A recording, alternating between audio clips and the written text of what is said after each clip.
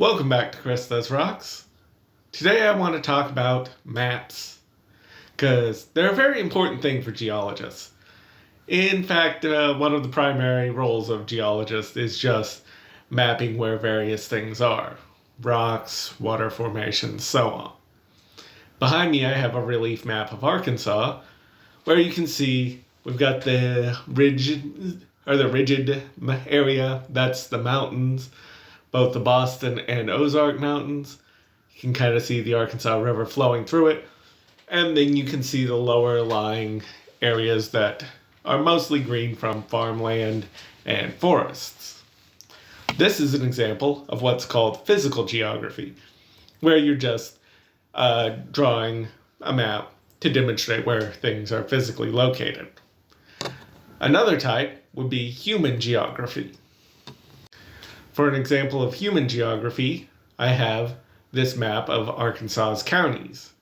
I apologize for the low resolution. I did not realize how bad it was going to be when I grabbed it. But as you can see, a lot of these counties still follow physical features, whether it be the border here that's described by the Mississippi River, a couple of counties here and here that also have boundaries by rivers. So there's still some physical aspects to some of this. But there's also straight lines and weird jogs that are made for political reasons, as they're not tied to anything in the physical world, but they are where administration and jurisdiction changes. Then we have things like the Arkansas congressional map. Some of it makes a little bit of sense.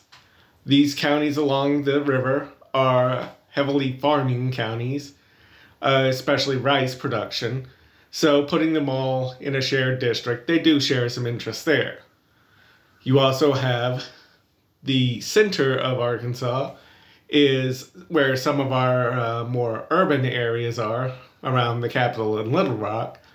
And it makes sense that a largely urban developed area will have some shared interests. On the other hand, we have things like this, where along the river valley, everywhere from Russellville to Fort Smith, everything between these is related way down here to Texarkana and El Dorado, having apparently more in common with those than with their immediate neighbors. And then up here we have Fort Smith, Fayetteville, Russellville, all being treated as one district. This is obviously an attempt to go and shape the electorate to match some politician rather than having a politician selected by the electorate. This is what's known as gerrymandering. Now this is a map of the Arkansas House districts.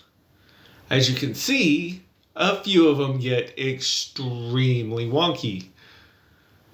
Now, why do I bring up the House districts?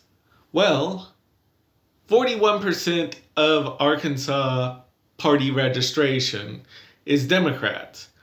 You would expect then to have 41% of Arkansas House districts be under Democrat leadership. This is not true.